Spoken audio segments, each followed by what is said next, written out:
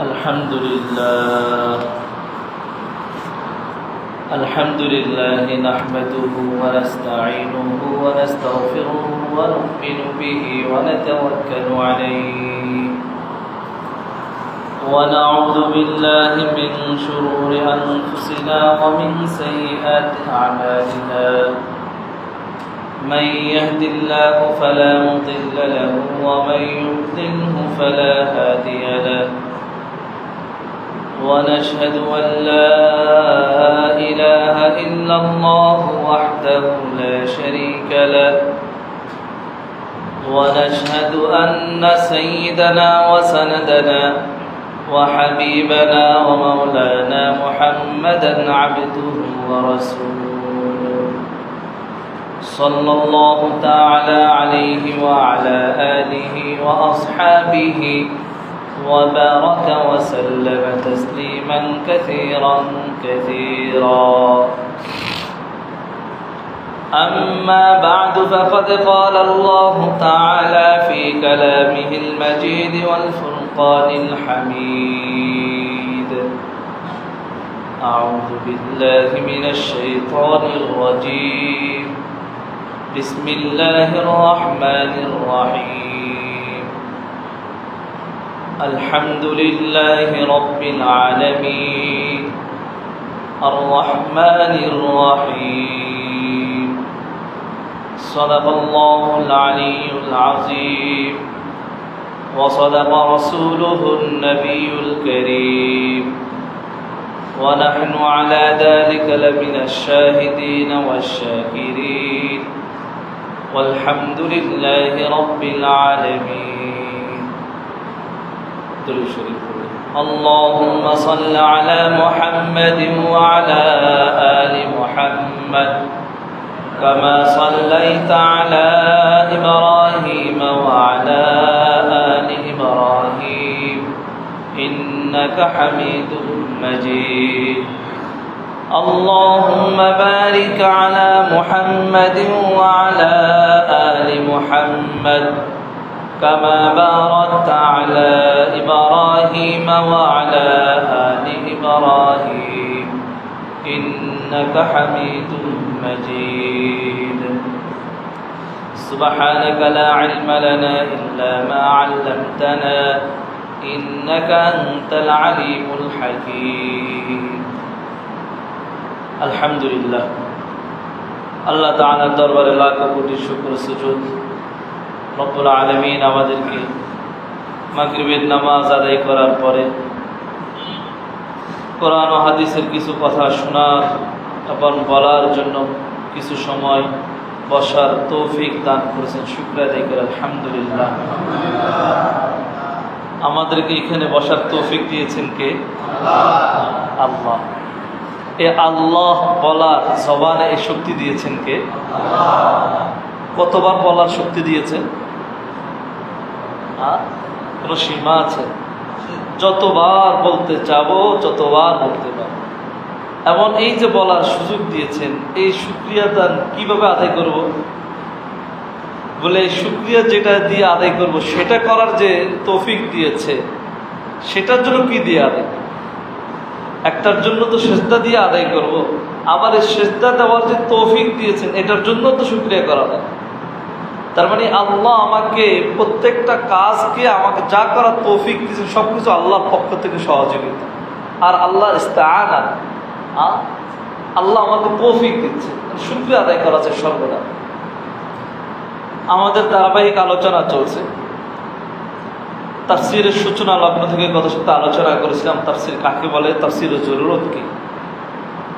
যেহেতু একবারে শুরু থেকে শুরু করেছি, এই ধারাবাহিকতায় আজকের তাফসীর হবে বিসমিল্লাহির রহমানির রহিম। এর উপরেই ইনশাআল্লাহ আজকের তাফসীর আলোচনা হবে। আল্লাহ সুবহানাহু ওয়া তাআলা প্রত্যেকটা সূরার শুরুতে বিসমিল্লাহ লিখে দিয়েছেন। কোরআনের প্রত্যেকটা সূরার শুরুতে বিসমিল্লাহ লেখা আছে। বিসমিল্লাহর মাহাত্ম্য কি? এই বিসমিল্লাহর উদ্দেশ্য কি? কি বুঝাতে চেয়েছে? মুফাসসিরিনে কেরাম শুরুতে বিসমিল্লাহ উল্লেখ করা বিশেষ করে বিসমিল্লাহর প্রথম অক্ষর হলো বা। বিসমিল্লাহ প্রথম অক্ষর কি? বা। আমরা আরবি হরফ জানি 29টি। কয়টি? 29টি। 29টির প্রথম অক্ষর হলো আলিফ। কিন্তু বিসমিল্লাহটা শুরু করতে আলিফ দিয়ে শুরু না করে বিসমিল্লাহ বা দিয়ে শুরু করলেন। কেন বা দিয়ে শুরু করেছে? মুফাসসিরিনে কেরাম এর অনেকগুলো ব্যাখ্যা দিয়েছে। এর মধ্যে একটা ব্যাখ্যা হলো আল্লাহ সুবহানাহু ওয়া তাআলা আদি পিতা আদম আলাইহিস সালাতু ওয়াস সালামকে সৃষ্টি করার পরে তার শরীরের উপরে আল্লাহ রহমতের হাত রেখেছেন। হাত রাখার পরে কিয়ামত পর্যন্ত যত সন্তান দুনিয়াতে আসবে প্রত্যেক সন্তান সেখানে উপস্থিত হয়েছে। প্রত্যেক যখন উপস্থিত হলো, আল্লাহ সুবহানাহু ওয়া তাআলা প্রত্যেকের সামনে জিজ্ঞাসা করলেন, আলাস্তু বিরাব্বিকুম, আমি কি তোমাদের রব নয়? কে জিজ্ঞাসা করছেন? আল্লাহ। আমরা উপস্থিত ছিলাম, আমরা সবাই উপস্থিত ছিলাম, আনেওয়ালা যারা আছে প্রত্যেকে উপস্থিত ছিল। রব জিজ্ঞাসা করলেন, আলাস্তু বিরাব্বিকুম, তোমাদের রব কে? আমরা জবাব দিলাম, বালা। কে? আল্লাহ। আলাস্তু বিরাব্বিকুম, আমি কি তোমাদের রব নয়? আমরা বলছি, হ্যাঁ আপনি আমাদের রব। তার মানে আমরা এখানে যে জবাবটা দিয়েছি আমাদের শুরুতে, সে সব জবাবটা ছিল বালা। আর এই বালা এর প্রথম অক্ষরটা ছিল বা। প্রথম অক্ষর কি ছিল? বা। আল্লাহ সুবহানাহু ওয়া তাআলা মুফাসসিরিনে কেরাম বলেন, এখানে হিকমত যেটা রেখে দিয়েছেন, বিসমিল্লাহ শুরুতে বা রেখে প্রত্যেক কাজের শুরুতে বিসমিল্লাহ বলা, প্রত্যেক সূরার শুরুতে বিসমিল্লাহ পড়া, এই আল্লাহ বিসমিল্লাহ দ্বারা স্মরণ করায় দেন যে তোমরা দুনিয়াতে আসার আগেই রবের সাথে একটা ওয়াদা করেছিলে যে রব এক। এই বালা, এই বাটা বলে আল্লাহ স্মরণ করায় দিচ্ছেন, তোমরা কিন্তু সাক্ষী দিয়ে আসছো আল্লাহ এক, অদ্বিতীয়, আর কোনো মাবুদ নেই। এখানে আল্লাহ বিসমিল্লাহ শুরুতে বাকে এনে আমাদেরকে প্রত্যেক কাজে কাজে এই ওয়াদার কথা স্মরণ করে দিচ্ছে। প্রত্যেক কাজে যেন আমরা স্মরণ করতে পারি যে আমরা তো বলে আসছি রব এক, আমাদের রব আল্লাহ, আল্লাহ ছাড়া কোনো রব নেই, এটা বলে আসছি না আমরা? হ্যাঁ, এই কথাটাকে স্মরণ করার জন্য মুফাসসিরিনে কেরাম বলেন যে আল্লাহ এই বিসমিল্লাহকে বা দিয়ে শুরু করেছে। দ্বিতীয় আরেকটি কারণ হলো তাওহীদ আর একাত্মবাদ শিক্ষা দেওয়া। বিসমিল্লাহ শুরুতে বা দিয়েছেন, তাওহীদ আর একাত্মবাদ শুরু করা, একাত্মবাদের শিক্ষা দেওয়া। কিভাবে? আল্লাহ সুবহানাহু ওয়া তাআলা যখন কোরআন নাজিলের ইচ্ছা করেছে, তখন তো আরবি হরফগুলো নাজিল হলো। বা যখন আসলো, বাকে আল্লাহ জিজ্ঞাসা করলেন যে তোমার নিচে আমি নক্তা দিতে চাচ্ছি, আলিফকে তো কোনো নক্তা দিই নেই, তোমাকে একটা নক্তা দিব, তুমি কয়টা নক্তা নিবা? 1 2 3, কয়টা তুমি নিতে চাও? বা বলল আমি একটা নক্তা নিব। বলল কেন এক নক্তা? বলল আল্লাহ এক, আপনি এক, এই কারণে আমি এক নক্তা নিব। সুবহানাল্লাহ। তার মানে এই বিসমিল্লাহ আমাদেরকে বুঝিয়ে দিচ্ছে, শুরুতে বা এনে আল্লাহ আমাদেরকে তাওহীদ আর একাত্মবাদের শিক্ষা দিচ্ছেন যে তোমরা সবসময় এটা মনে রেখো, আল্লাহ এক। আল্লাহ কি? এক। ওই বাকে এক নক্তা দিতে বলছিল, নক্তা চাইছিল, বা তো চাইলে আরো বেশি চাইতে পারত না? আমাদের অবস্থা কি? আমাদেরকে যত বলে আমরা সংখ্যার শেষ সীমা যেটা, ওইটা পর্যন্ত উল্লেখ করতাম। সংখ্যার শেষ সীমা, আমাদের মানুষের যে চাহিদা কত বেশি, এর একটা ঘটনা আশরাফ আলী থানভী রহমতুল্লাহ আলাইহি উল্লেখ করেছেন। ঘটনাটা হলো, এক যুবক বিবাহ করেছে। বিবাহ করার পরে নতুন বউ ঘরে আনছে। তো বিবাহ স্বাভাবিক, আমাদের দেশের আইন যদি ধরে তাহলে 18 বছর আগে তার বিয়ে হয় না। তো যখনই বিবাহ করছে আর নতুন বউ ঘরে আনার পরে এই বেচারার একটা বদ অভ্যাস ছিল বিছনায় পেশাব করা। এখন বিবাহের পরও বিছনায় পেশাব করতেছে। আর বিবাহের পরে যখন বিছনায় পেশাব করে, তো এটা নতুন বউর জন্য একটা লজ্জাজনক বিষয় না? সবাই সমালোচনা করে, হ্যাঁ অমুকের স্বামী পেশাব করে, তো বেচারির জন্য এটা একটা খারাপ লাগা উঠলো। তো বেচারি একদিন বলবে বলে একদিন বলেই ফেললো স্বামীকে, আজ তুমি বিছানায় পেশাব করো, এগুলো তো মানুষ লজ্জার কথা বলে, তুমি এই কাজটা না করলে পারো না? তখন স্বামীর জবাব দিল যে এটা তো আমার দোষ না, আমি তো আমার দোষে পেশাব করি। কথা হলে কি আমার দোষ না তোমারও দোষ না, স্বামীরও দোষ না, স্ত্রীর দোষ, তাহলে কার দোষ? সে বললো যে আসলে একজন মুরব্বী আমার কাছে আইসা আমাকে প্রলোভন দেখায়, আমাকে তো দেখায় যে আমি বাইরে যাচ্ছি পেশাব করতেছি। তো মহিলা বলল এই যে তোমার কাছে শয়তানরা আসে, মুরব্বী আসে, এদের কাছে অনেক টাকা পয়সা আছে, এরা টাকা পয়সা চাইলে টাকা পয়সা দিতে পারে, তুমি তার কাছে কি চাইবা? টাকা পয়সা চাইবা। পরের দিন রাত্রিবেলা যখন শুইল, ওই শয়তান মুরব্বীর ভাত ধরে আসলো। আয়সা যখন আসছে, আসার পরে তাকে পেশাব করানোর জন্য বাহিরে নিচ্ছে। কই নিচ্ছে? আগে তো পেশাবখানা জরুরতখানাগুলো কোথায় ছিল? ঘরের বাহিরে না? হ্যাঁ, আর এখন হলো ঘরের ভিতরে। এখন বাহির থেকে কেউ ঘরের ভিতরে দৌড় দিলে বোঝা যায় তার জরুরতে দোষ।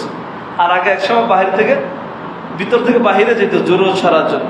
এখন হলো ইন হচ্ছে, আগে হলো আউট হইতো, এখন হলো ইন হচ্ছে, সবাই ঘরের ভিতরে। হ্যাঁ, তো যখন তাকে বাহির নিয়ে যাচ্ছে, সে মুরব্বীকে বললো, মুরব্বী আপনার কাছে একটা কথা বলি। বলো বলো। আপনার কাছে তো অনেক টাকা পয়সা আছে শুনলাম। আমার স্ত্রী বললো আমরা তো গরিব মানুষ, আমাদের কিছু টাকা পয়সা দরকার।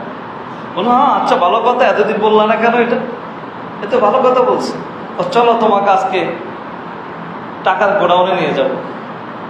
টাকার গোডাউনে নিস। আর এখন তো হলো কাগজ, তখন তো স্বর্ণ রূপা এগুলো ছিল টাকার পরিমাণ। এই গোডাউনে নেওয়ার পরে তাকে একটা বস্তা দিয়েছে, তোমার যা লাগে তুমি এটার ভিতরে ঢুকাও। আড়াই মনের একটা বস্তা দিল, সে ঢুকাইতেছে। তো একটা বস্তাতে স্বাভাবিক স্বর্ণ রূপার যদি হয় তা কি পরিমাণ ঢুকবে, সে বস্তা বোঝাই করছে। বললো এবার মাথায় নাও, মাথায় তো নিতে পারি না। তো বলো ধরো, ধরছে। এই বলে আড়াই মনের সর্বোচ্চ বস্তা, আড়াই মনের বস্তার ভিতরে স্বর্ণ রূপা ঢুকালে কত মন হইব? 10-12 মন তো হবে। এটাকে একজন মানুষ বইতে পারে না। তো সে করলো কি, এটা যখন মাথার দিল, তো সাথে সাথে তার সবকিছু বাইরে হয়ে গেল। সবকিছু বাইরে হয়ে গেল, সবকিছু বাইরে হয়ে গেছে, বুঝছেন তো? আগে তো শুধু পেশাব করতে পায়খানা করা শুরু করে দিল। আগে কি করছে? পেশাব করছে, এবার আজকে পায়খানা করলো। এখন ঘুমের থেকে উঠার পরে পায়খানা করার পর তো গন্ধ ছড়ায়, স্ত্রী তো বেদিশ হয়ে গেছে। এবার বলছে আগেই তো ভালো ছিল। কি ছিল? আগেই তো ভালো ছিল। বললো কিসে? কি করলো, কি কাম করলো? আজকে তো টাকা নিয়ে আসছে। কোথায় তোমার টাকা? তুমি তো আজকে পায়খানা নিয়ে আসছো। তুমি আজকে টাকা আনো নেই, পায়খানা নিয়ে আসছো। তার মানে আমাদের চাহিদা এত বেশি যে আমরা ওই কমের থেকে বেশির দিকে যাইতে আমরা আসলে দুনিয়া পাই। আমরা দুনিয়া তালাশ করে দুনিয়াও পাই না, আখেরাতও পাই না। ওই যে পেশাব করেছে এটাই তো ভালো ছিল, ওই বেশি চাইতে গিয়া টাকা চাইতে গেছে, বেশি পাইতে গেছে, তখন তার আমও গেল, সালাও গেল, মুহূর্তে হলো অতিরিক্ত আবার পায়খানাও। এটা বেশি চাইতে, বেশি চাইতে না, কি করতে নাই? বেশি চাইতে না। তো এই মাকে যখন আল্লাহ সুবহানাহু ওয়া তাআলা বললেন যে তুমি কয়টা রক্তা চাও, বাকি বলছে এক রক্তা। কেন? আল্লাহ এক। আল্লাহ কি? তাওহীদের শিক্ষা দিয়েছেন আমাদেরকে আল্লাহ। এখানে আল্লাহ এক, আল্লাহ ছাড়া কোনো মাবুদ নাই। এই বিশ্বাস প্রত্যেকটা মুমিনের অন্তরে থাকা চাই। প্রত্যেকটা হারকাতে, প্রত্যেকটা কাজে, প্রত্যেকটা কথায় এই বিশ্বাস তার ভিতরে আসবে। সে যখন প্রত্যেকটা কাজ বিসমিল্লাহর সাথে করবে, তো তার এটা মনে হবে যে আমি অঙ্গীকার করে আসছিলাম আমাদের রব আল্লাহ। দ্বিতীয় শিক্ষা তার মনে হবে যে আল্লাহ এক, আল্লাহ ছাড়া কোনো মাবুদ নাই। এই দুই শিক্ষা দেওয়ার জন্য আল্লাহ সুবহানাহু ওয়া তাআলা বিসমিল্লাহ শুরুতে বাকে এনে আমাদেরকে স্মরণ করায়। কিন্তু আফসোস আর পরিতাপের বিষয় হলো আমরা রবকে এক মানি মুখে মুখে। কিসে? জোরে বলেন। রব মানি মুখে। যদি জিজ্ঞাসা করে রব কয়জন, বলবো একজন। কিন্তু আমাদের কর্মক্ষেত্রে রব এক দেখাই না। আমরা কর্মক্ষেত্রে গেলে দেখাই যে আমার চাকরিও একটা রব। আমার চাকরি মনে আমাকে সবকিছু দিতে পারে, এমন না আমাদের অবস্থা। আমরা এক, আল্লাহ যে সবকিছু দিতে পারে এই বিশ্বাস আমাদের ভিতরে খুব কমই থাকে। আমাদের বিশ্বাস এটা যে আমার চাকরিও আমাকে কিছু দিতে পারে, আমার বস আমাকে দিতে পারে, আমার বাড়ি গাড়ি আমাকে দিতে পারে। এখানে রব এক, এটা যতক্ষণ পর্যন্ত দিন থেকে বিশ্বাস করতে না পারবো ততক্ষণ পর্যন্ত আমাদের কোনো লাভ হবে। রব এক, অদ্বিতীয়, অন্য কেউ কিছু করতে পারে না, একমাত্র রবেই পারেন। এই বিশ্বাস যতক্ষণ পর্যন্ত আমাদের ভিতরে থাকবে ততক্ষণ পর্যন্ত দুনিয়া ও আখিরাতের কল্যাণ আমাদের সাথে থাকবে। আর যদি এই বিশ্বাস আমাদের ভিতরে না থাকে, এই অনুযায়ী কাজ আমাদের না হয়, তাহলে দুনিয়া ও আখিরাতের কল্যাণ আমাদের থাকবে না। আমরা অনেক বেদিশা হয়ে যাব, দুনিয়ার পিছনে পড়বো, সব কিছু করবো, হাই হুতাশ করবো, কোনো লাভ আমরা করতে পারবো না। এখানে একাত্মবাদের উপর আমাদের বিশ্বাস রাখতে হবে। একাত্মবাদের বিশ্বাসের জন্য আমি আজকে জুমায় বলছিলাম যে আমাদের প্রথম টার্গেট এটা হওয়া, আমাদের প্রত্যেকটা সন্তান কোরআন শিখবে। প্রত্যেকটা সন্তান কি শিখবে? কোরআন শিখবে। আজকে দেখেন, আপনারা এখানে অনেকে দাওয়াত তাবলীগের নিসবতে সফরে আসছেন, দীর্ঘ সফরে আসছেন। দেখেন, আপনারা হয়তো ছোট বয়সে কোরআন শিখতে পারেন নাই, যুবক বয়সে হয়তো শিখতে পারেন নাই। আল্লাহ হয়তো দাওয়াত তাবলীগের একটা নিসবতে শেষ বয়সে এসে আপনাদেরকে দিন শিখার একটা সুযোগ করে দিয়েছে। এই দিন শিখার সুযোগটা কাকরাইল মসজিদ, এরপরে হলো আমাদের টঙ্গী ইজতেমা, বছরে একটা টঙ্গী ইজতেমা হয়, সেখান থেকে আপনাদেরকে একটা তাকাজা দেওয়া হয়। প্রত্যেকটা এলাকায় মসজিদে মসজিদে মেহনত হয়, ওই মেহনতের মাধ্যমে আপনারা দিনের পথে আসতেছেন না? তার মানে আমাদের দাওয়াত তাবলীগের ময়দানে, দাওয়াত তাবলীগের এই মেহনতটা কাকরাইল থাকলে চলবে, না থাকলেও চলবে। ইজতেমা মাঠ থাকলেও চলবে, না থাকলেও চলবে। চলবে না? হ্যাঁ, চলবে কিনা? চলবে। লেকিন ইজতেমার মাঠ এটা আমাদের জন্য একটা পাওয়ার হাউস। এখানে আমরা বছর একবার জমা হলে বড়দের থেকে অনেকগুলো কথা শুনি। এই কথা দ্বারা আমাদের ভিতরের যে তাকাদা ছিল, যে ইমানের জজবাত ছিল, এগুলোর ভিতরে টক তড়প আসে, এগুলো আরো তাজা হয়, এগুলো দ্বারা আমাদের ইমানের ভিতরে পাকাপোক্ত হয়। লেকিন আমাদের জামানায় এসে বড় আফসোস আর পরিতাপের বিষয় হলো, আমাদের এই সময়টার মধ্যে বাংলাদেশের যে জায়গাটা আমরা অবস্থান করছি, আমাদের দেশের অবস্থা হলো এটা, আমাদের কিছু নেতা নেত্রী যারা আমাদেরকে পরিচালনা করে, তাদের মুখ থেকে এমন কিছু ফাহেশ শব্দ, অযথা অনুচিত এমন কিছু শব্দ বের হয় যেগুলো আমাদের জন্য ক্ষতিকর, যে বলে তার জন্য ক্ষতিকর। বিএনপির এক বড় নেতা বলেছেন, টঙ্গীর ইজতেমা মাঠ নাকি জঙ্গির কারখানা। নাউজুবিল্লাহ বলেন, আরো জোরে বলেন না। একবার হাই লেভেলের খালেদা জিয়ার উপদেষ্টা ছিল ডক্টর ফজলুর রহমান, সে এই কথাটা বলেছে। এবার বলেন, শুধু এতটুকু না, আরো শুনবেন কি কি বলছে। সে আরো বলছে, ওলামাই কেরাম যা বলে, এই মানুষের খায়, মানুষের খায় মানুষের, শুক্রবার একদিন আইলে মানুষের বিলাত তিলাত খায় ওলামাই কেরাম চলে। এই কথার সাথে কি আপনারা একমত? এরপরে ইসলামকে বিশুদ্ধার করে আল্লাহ যা বলছে, মোল্লা বলে যা পারছে সে বলছে। এগুলো কেন বলছে জানেন? এগুলো বলার কারণ হলো, তারা দুনিয়ার রাজনীতি করে, আখিরাতের রাজনীতি করে। তারা দুনিয়াটাকে প্রাধান্য দিয়েছে। এরা জানে এই দেশে মানুষ ইসলাম প্রিয়, এটা জানার পরে সমস্ত কথাগুলো বলে। এটাই বোঝানো বহির্বিশ্বকে, পশ্চিমাকে এটাই বোঝানো, আমরা যেই দল করে আমাদের দল ইসলামের সাথে নাই। এবার আপনারা যারা ওই দলের সাথে আছেন, এবার নিজেদের ফয়সালা নিজেরা করবেন। আপনারা রাজনৈতিকভাবে যে দল পছন্দ করেন, আপনার নেতা যদি এই কথা বুঝায় যে আমাদের সাথে ইসলামের সম্পর্ক নয়, তাহলে আপনি ওই দল করবেন? কথা বলে আর কেউ কথা বলবে না। আপনার নেতা যদি ইসলাম বিরুদ্ধে কথা বলে, ওই নেতার পিছনে আপনি হাঁটলে আপনি কি ইসলামের পক্ষে থাকলেন না বিপক্ষে গেলেন? অতএব এই সমস্ত কথা যারা বলবে, দলের প্রেসিডিয়াম সদস্য, দলের মহাসচিব যদি বলে আমরা শরিয়া আইন মানি না, তাহলে এগুলো কোন ধরনের কথা? এগুলো দ্বারা দেশে ইসলামকে বিবর্জিত করা, মানুষের মধ্যে তফাৎ সৃষ্টি করে দেওয়া। আপনারা যারা আওয়াম আছেন, সাধারণ মানুষ, আপনারা দিন শিখতেছেন, আখিরাতেরও আসল। হ্যাঁ, দুনিয়াতে থাকতেছি তো দুনিয়ার একটা রাজনীতির সাথে হয়তো কেউ আছেন রাজনীতি করেন না, হয়তো বছরে 5 বছরে একবার সুযোগ পেলে ভোট দেন, হয়তো 15 বছর ধরে ভোটও দিতে পারেন না, অনেকে আছেন ভোটার হওয়ার মধ্যে ভোটও দিতে পারেন না, সেটা ভিন্ন বিষয়। লেকিন আমি যাকে ভোট দিব, সে যদি ইসলামের বিরুদ্ধে কথা বলে, আমার ইসলামকে নিয়ে কথা বলে, আমার কোরআন আর সুন্নাহকে নিয়ে কথা বলে, ওলামায়ে কেরামের বিরুদ্ধে কথা বলে, আমরা তার পক্ষে কখনো থাকবো না। নাকি না থাকবেন? এদের পক্ষে আমাদের থাকা যায় না। ইসলামের পক্ষে কথা বলতে হবে। আপনি যে দল করেন, আমি আমার এই মসজিদে আমি আপনাদেরকে বারবার বলেছি, যারা আমার মুসল্লি আছে, যে কোনো নেতা আপনার কবরে যাবে না, কোনো মন্ত্রী, এমপি, কোনো ছাত্রলীগ নেতা, ছাত্রদল নেতা, কেউ আপনার কবরে যাবে? কেউ কবরেও যাবে না, হাতটাকে জানাজাটাও পড়াইতে পারবে না। হয়তো অজু ছাড়াই হয়তো আপনার জানাজায় শরীক হতে পারে, সর্বোচ্চ এতটুকু হতে পারে অজু ছাড়া। আপনার এই নেতা দিয়ে লাভ। এখানে নেতা বানাইতে হবে এমন লোকদেরকে যারা আপনার জান্নাত জাহান্নামের ব্যাপারে আপনার সাথে আলোচনা করবে, আপনাকে জাহান্নামের পর থেকে জান্নাতের দিকে আনবে। এই যারা আপনাকে কথা, সেটা আপনার অনুসরণ, বুঝছেন? এখানে আমাদেরকে বিসমিল্লাহর এই কথাটা, প্রত্যেকটা কথায় তাওহীদ আমাদেরকে মনে রাখতে হবে। বলার উদ্দেশ্য রয়েছে তাওহীদ আমাকে মনে রাখতে হবে। আল্লাহ এক, আল্লাহ একাত্মবাদের শিক্ষা দিয়েছেন, এটা আমাদের ভিতরে থাকতে হবে। এইটা যদি না থাকে তাহলে আমার এই দাড়ি টুপি, নামাজ কালাম, সেজদা, কপাল সেজদা দিয়ে কপাল কালো করে ফেলা, দাড়ি 3 হাত আর 6 হাত রাখা, 10 হাত পাগড়ি পরা, আমার কোনো লাভ আছে? কোনো লাভ নেই। এখানে আমার মূল এটা যে আমার ইসলাম আমার ঠিক রাখতে হবে, আমার তাওহীদ একাত্মবাদের উপর বিশ্বাস রাখতে হবে। যদি এটা আমার ঠিক থাকে তাহলে আমার দুনিয়াও ঠিক, আখিরাতও ঠিক। যদি আমার এটা ঠিক না থাকে, হয়তো দুনিয়াতে কিছু পাইতে পারি সাময়িকভাবে, আখিরাত কিছুই পাবো, আখিরাত কিছুই নাই, আখিরাত কিছুই নাই। তো আখিরাতে কিছু ছাড়া যদি আমি খবরে যাই তাহলে আমার কি ফেরেশতারা ওয়েলকাম জানাবে না বাম্বুরা লয়ে দৌড়াবে?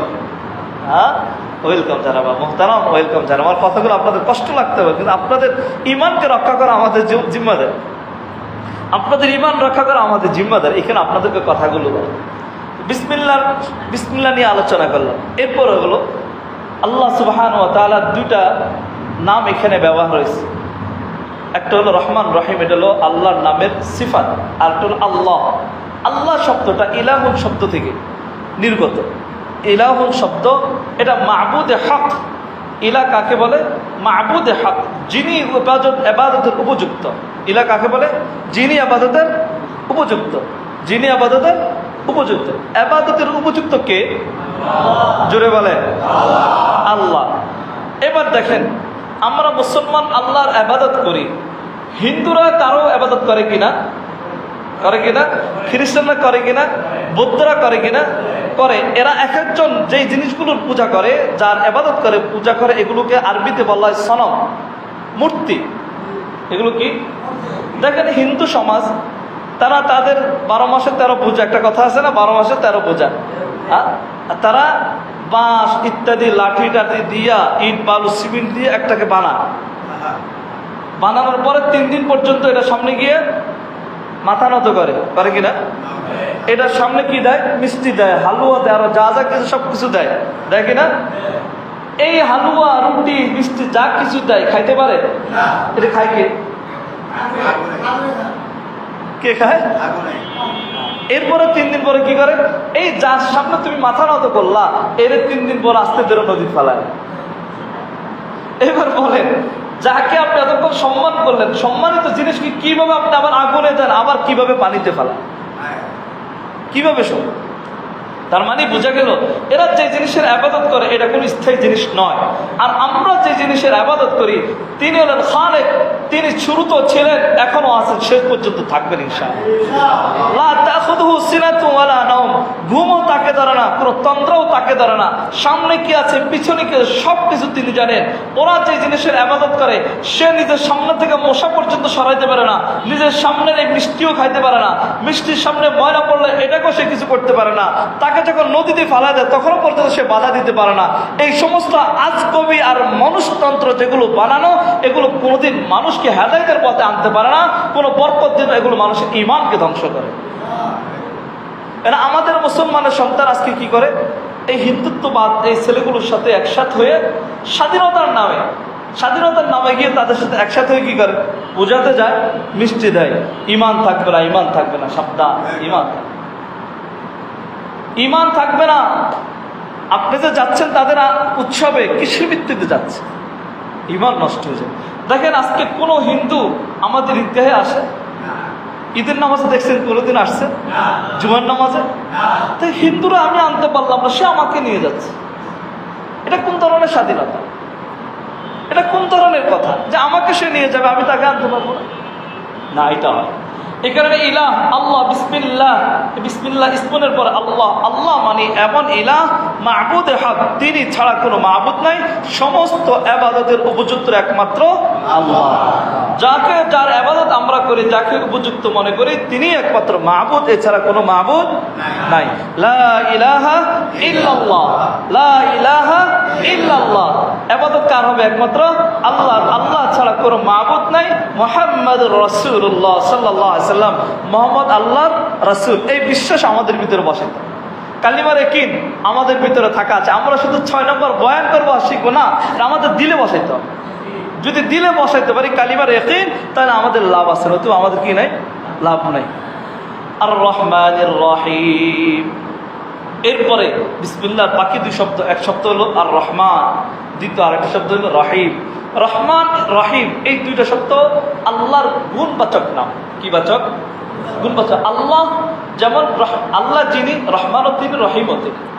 আল্লাহ যিনি রহমানও তিনি রাহিমও তিনি। রহমান আর রহিম এর মূল শব্দ হলো রহামিম, রেহমন। রেহমন শব্দ থেকে এই শব্দটি উদ্গত। এর অর্থ কি? দয়া, আল ইনআতাফ। এই রহমান শব্দের অর্থটি তাফসীরে বাইজাবিতে আল্লামা বাইজাবি রহমতুল্লাহ আলাইহি বলেন রিক্কাতুল কলব। রহমান শব্দের অর্থ হলো অন্তর নরম করা, কোমল অন্তর, ওয়াল ইনআতাফ এবং অনুগ্রহ করা, দয়া করা।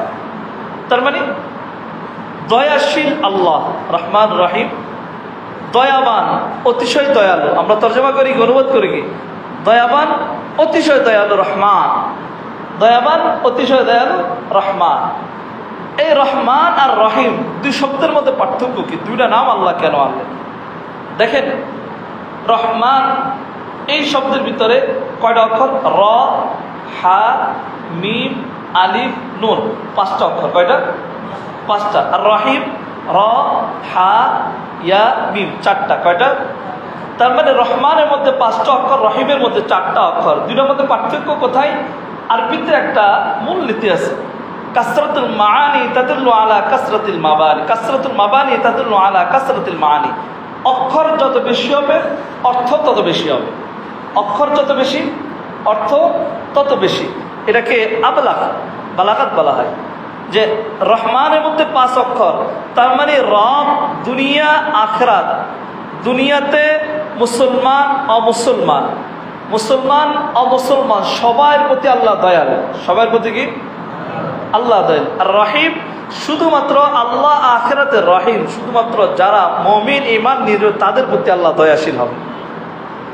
রহমান আল্লাহ দুনিয়াতে, মুমিন কাফের উভয়ের উপরে কি? রহমান দয়ালু। এই কারণে দুনিয়াতে মুসলমান যেমন খায় কাফেররাও খায়, নাস্তিকও খায় আস্তিকও খায়। আল্লাহ মুসলমানকেও রিজিক দিয়েছেন, নাস্তিক আস্তিক কাফের বদ্দিন বেঈমান যারা আছে তাদেরকেও কি দিয়েছেন? রিজিক দিয়েছেন। কারণ আল্লাহ দুনিয়াতে সবার প্রতি রহমান। সবার প্রতি কি? রহমান। লেকিন দুনিয়াতে সবার প্রতি রহমান হলো, আখিরাতে শুধুমাত্র রহিম। ওই মুমিন ঈমানদার যারা, তাদের প্রতি দয়া করবেন, আর কারো প্রতি কোনো দয়া করবেন না। এখানে দুনিয়াতে নাস্তিক আস্তিকদের টাকা সম্পদ আর টাকা পয়সা দেখে আমাদেরকে হাই হুতাশ হওয়ার কিছু নেই। আল্লাহ বলেছেন আযহাবতুম তাইয়্যিবাতিকুম ফি হায়াতিকুমুদ দুনিয়া ওয়াস্তামতা'তুম বিহা। যে তারা দুনিয়াতে যে কাজগুলো করে, তাদের যে এই যে এত শান শওকত, পদ পদবী, টাকা পয়সা দেখে আল্লাহ বলে এগুলো দুনিয়াতে শেষ। ফাল-ইয়াওমা তুজজাউনা আযাবাল হুন। আজকে কিয়ামতের দিন, শাস্তির দিবস, তাদেরকে শাস্তি দেওয়াই হবে। কাফের বেঈমান মুশরিক এদের জন্য আখিরাতে আছে না? এদের জন্য আখিরাতে কোনো পাওনা নাই। আখিরাতে কাদের জন্য? মুমিনের জন্য। আখিরাত কাদের জন্য? মুমিনের জন্য। আল্লাহর পক্ষ থেকে আখিরাতে পাবে শুধু মুমিন। কাফের আখিরাতে আল্লাহর কাছ থেকে কিছু পাবে না। যেহেতু আখিরাতে পাবে না, এই কারণে আল্লাহ তাদেরকে দুনিয়াতে কিছু দিয়ে দেখায় দেয়, আর মুমিনকে পরীক্ষা করে। মুমিনকে পরীক্ষা করে, দেখো তোমাকে আমি দুনিয়াতে কম দিচ্ছি, ওই লোকটাকে হয়তো তোমার কাছে মনে হচ্ছে বেশি দিয়ে ফেলছি, দেখো তোমাকে আমি যা দিচ্ছি তোমার জন্য আখিরাতে রেখে দিচ্ছি। সুবহানাল্লাহ। আর তাকে দুনিয়াতে যা দিচ্ছি তার জন্য আখিরাত নাই। কিন্তু এই জিনিসটা আমরা যখন না বুঝি, তখন আমাদের হয় কি, আমরা আমাদের এই দুনিয়াতে প্রতিযোগিতা করি ওই কাফের, মুনাফিক, বেঈমান, নাস্তিকদের সাথে, যে তাদের এত এত টাকা পয়সা, এত এত বাড়ি গাড়ি, এত কিছু, এটা এইভাবে চলে, তা আমাদের কেন হবে? বলে আমাদের তো হবে না, এই কারণে আমাদের জন্য আল্লাহ আখিরাতে বরাদ্দ করে রেখেছে। এখানে দুনিয়াতে আমাদের হবে না। আমাদের মা বোনরা, তারা দেখে নাস্তিকরা আস্তিকরা ওই পশ্চিমা কালচার, এরা উলঙ্গ হয়ে হাঁটে নাকি? এদের কোনো পর্দা নাই, কোনো কিছু নাই। আর আমরা আবার পর্দার ভিতরে থাকবো, এটা কি করে হয়? ওই যে প্রতিযোগিতা ওইদিকে চলে আসছে। এখানে আমাদের দেশের কিছু মুসলমান নারীরা এখন ও আন্দোলন করতেছে, এদেরকে সমান অধিকার দিতে হবে। নাউজুবিল্লাহ বলেন। এরা চাইতে পশ্চিমা যেমন উলঙ্গ হয়ে হাঁটতে, এরা এভাবে উলঙ্গ হয়ে হাঁটতে। ওই পশ্চিমেরা যেমন বিবাহ সাথে বসে না পতিতালয়ে যায়, আমাদের দেশের মুসলমান নারীদেরকে এরা পতিতালয়ে নেওয়ার এক ষড়যন্ত্র চালাইতেছে। বিভিন্ন আমাদের অঙ্গটাকে, আমাদের মুসলিম জাতিকে বিভিন্নভাবে বিভেদ করে ফেলতেছে। পশ্চিমা কালচার, পশ্চিমা সংস্কৃতি, তাদের এই ইংরেজদের থিওরি, তাদের এই সমস্ত কিছু আমাদের মুসলমানদের ইমানকে দুর্বল করে বিভিন্ন জায়গায় আমাদেরকে শ্রেণী বিভক্ত করে ফেলতেছে। আর এগুলো করার মূল কারণ আমরা কোরআন থেকে দূরে সরে গেছি। আমরা যদি কোরআনের সাথে লেগে থাকতাম, সুন্নাহর সাথে লেগে থাকতাম, ওলামায়ে কেরাম যেটা আমাদেরকে বলে ইয়াকিনের সাথে আমরা বিশ্বাস করতাম, তাহলে কোনো আস্তিক নাস্তিক ইংরেজ কেউ আমাদেরকে ইসলাম থেকে দূরে সরাইতে পারত না। কিন্তু আমাদের ভিতরে অবস্থানটা বড় দুর্বল। আমরা হায় হুতাশে থাকি, না যেন আবার কখন কি হয়। কিছুই হবে না, কিছুই হবে না। একাত্মবাদের উপরে থাকেন, আল্লাহ যেই কথা বলেছেন এর উপরে থাকেন, তো দেখবেন জিন্দেগিটা সফল হয়ে গেছে। তো মুহতারাম, বিসমিল্লাহির রহমানির রহিম সবগুলো শব্দের অর্থ বললাম। বিসমিল্লাহর ব্যাপারে আল্লাহ রাসূল সাল্লাল্লাহু আলাইহি ওয়াসাল্লাম বলেন, কুল্লু আমরিন যিবালিন লাম ইউবদা বিবিসমিল্লাহি ফাহুয়া আকতাউ। যে ব্যক্তি কোনো কাজ শুরু করার সময় বিসমিল্লাহ বলে না, সে তার কাজকে লেজ কাটা অর্থাৎ কর্তৃত্ব রেখে দিল, অসম্পূর্ণ হয়ে গেল তার কাজটা। এর কাজটা যদি সম্পূর্ণ করতে হয় তাহলে আমাকে কি করতে হবে? বিসমিল্লাহ বলে কাজ শুরু করতে হবে। রহমানের ব্যাপারে আল্লাহ রাসূল সাল্লাল্লাহু আলাইহি ওয়াসাল্লাম একটা হাদিস উল্লেখ করেছেন। আল্লাহ সুবহানাহু ওয়া তাআলা বলেন, سمعت رسول الله صلى الله عليه وسلم يقول قال الله انا الرحمن। আল্লাহ বলেন আমি রহমান। আমি কি? রহমান। আল্লাহ কি বলতেছেন? আমি রহমান। শাকাকতু লাহা ইসমান মিন ইসমিন মান ওয়াসালাহা ওয়াসালতুহু। এটা আমার নাম থেকে উদ্গত। মান ওয়াসালাহা ওয়াসালতু, যে আমি রহমানের সাথে সম্পর্ক রাখবে আমিও তার সাথে সম্পর্ক রাখবো। ওয়ামান কাতাহা বাত্তাতুহু, আর যে আমার সাথে সম্পর্ক ছিন্ন করে দিবে আমিও তার সাথে সম্পর্ক ছিন্ন করে দেব। তার মানে আল্লাহ রহমান, যে রহমানের সাথে সম্পর্ক রাখবে আল্লাহ তার সাথে সম্পর্ক রাখবে। যে সম্পর্ক ছিন্ন করবে আল্লাহ কি করবে? তার সাথে সম্পর্ক ছিন্ন করে দিবে। তো এটা তো সহজ, আমরা দুনিয়াতে বুঝি। অমুকের সাথে আমার দোস্তগিরি থাকলে তো আমার দুনিয়াতে লাভ আছে না। অমুক এমপির সাথে যদি আমি একটু লেয়াজু করে চলতে পারি তাহলে আমার জায়গা জমি, আমার হিসাব নিকাশ সবকিছু মোটামুটি ঠিক থাকবে। যদি এর সাথে যদি আমার দুশ্মনী হয়ে যায় তাহলে আমি হয়তো জেল খাটতে হবে। কি খাটতে হবে? জেল খাটতে হবে। তো এটা যদি দুনিয়াতে বোঝেন তাহলে যিনি আমাকে তাকে সৃষ্টি করেছেন ওনার সাথে সম্পর্ক রাখলে আমার কি হবে? ওনার সাথে সম্পর্ক রাখলে দুনিয়া তো কল্যাণ, আখিরাতেও কল্যাণ। আর ওনার সাথে যখন সম্পর্ক খারাপ হয়ে যাবে তো দুনিয়া তো আমার জন্য কষ্ট, আখিরাত তো আমার জন্য কষ্ট, আমার জন্য বহুত খতরনাক অবস্থা চলে আসবে। এবার দুনিয়াতে যদি আল্লাহর সাথে সম্পর্ক ভালো রেখে চলতে পারি, হক আর হক্কানিয়তের সাথে চলতে পারি, হালালকে হালাল বলে চিনতে পারি, হারামকে হারাম বলে চিনতে পারি, অন্যায়কে অন্যায় বলে সাব্যস্ত করতে পারি, ন্যায়কে ন্যায় বলে বলা মতো সে সাহস আমার ভিতরে থাকে, অন্যায়কে প্রতিবাদ করার, ন্যায়কে প্রতিষ্ঠা করার যদি এই অবস্থান আমার ভিতরে থাকে, ইনশাআল্লাহ দুনিয়া তো আমি সফল, আখিরাতে সফল। কিন্তু যদি এগুলো আমার ভিতরে না থাকে, হক কথা বলার এই আশা যদি আমার ভিতরে না থাকে, সাহস যদি আমার ভিতরে না থাকে, বাতিল আমার মাথার উপরে চড়াও হবে, হক আমার থেকে দূরে সরে যাবে। তখন ওই নেতা নেত্রীদের যেই কথাগুলো ইসলাম বিরোধী সেগুলো আমার কাছে আসল মনে হবে, ইসলাম আমার থেকে দূরে সরে যাবে। ইসলাম আমার থেকে দূরে সরে যাবে তো আমার দুনিয়াও শেষ, আখিরাতও শেষ। যেই নেতা নেত্রীর কথা শুনে আমি তাদের পিছনে স্লোগান দিয়েছিলাম, যেই নেতা নেত্রীর কথা শুনে তাদের পিছনে টাকা পয়সা শ্রম দিয়েছিলাম, যেই নেতা নেত্রীর কথা শুনে আমি আমার সব কিছুকে বিসর্জন দিয়েছিলাম, সেই নেতা নেত্রী আমার কবরে যাবে না, ওই নেতা নেত্রী আমার কবরের প্রশ্ন উত্তর দিবে না, ওই নেতা নেত্রী আমার জানাজাও পড়াইতে পারবে না। এই সমস্ত নেতা নেত্রীদের পিছনে না ঘুরে এক আল্লাহর উপরে বিশ্বাস রাখা, কোরআনকে আঁকড়ে ধরা, রাসূলের যে সুন্নাহ আমাদের মাঝে আছে এটাকে আঁকড়ে ধরা, ওলামায়ে কেরাম যে হক কথাগুলো আমাদেরকে শোনান এগুলোকে যদি আমরা আঁকড়ে ধরে চলতে পারি, ইনশাআল্লাহ ইনশাআল্লাহ দুনিয়া ও আখিরাত আমাদের পদচুম্বন করবে ইনশাআল্লাহ। আল্লাহ আমাদের প্রত্যেককে বুঝে প্রত্যেকটা কাজে বিসমিল্লাহ বলার তৌফিক দান করুন।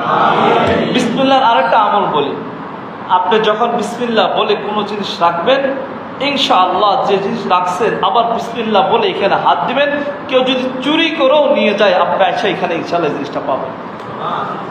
মানে সবসময় বিসমিল্লাহ পড়া, সবসময় কি করা চাই? বিসমিল্লাহ পড়া চাই। মসজিদ থেকে বের হইতো বিসমিল্লাহ, ঢুকতো বিসমিল্লাহ, ঘরে বের হতো বিসমিল্লাহ, ঢুকতো বিসমিল্লাহ। তো ইনশাআল্লাহ আপনার ঘরে আপনাকে পাহারা দেওয়া, পরিবার পরিজনকে পাহারা দেওয়ার জিম্মাদার আল্লাহ হয়ে যাবে। আল্লাহ আমাদের প্রত্যেককে এই কথাগুলো বুঝে আমল করার তৌফিক দান করুন। সুবহানাল্লাহ।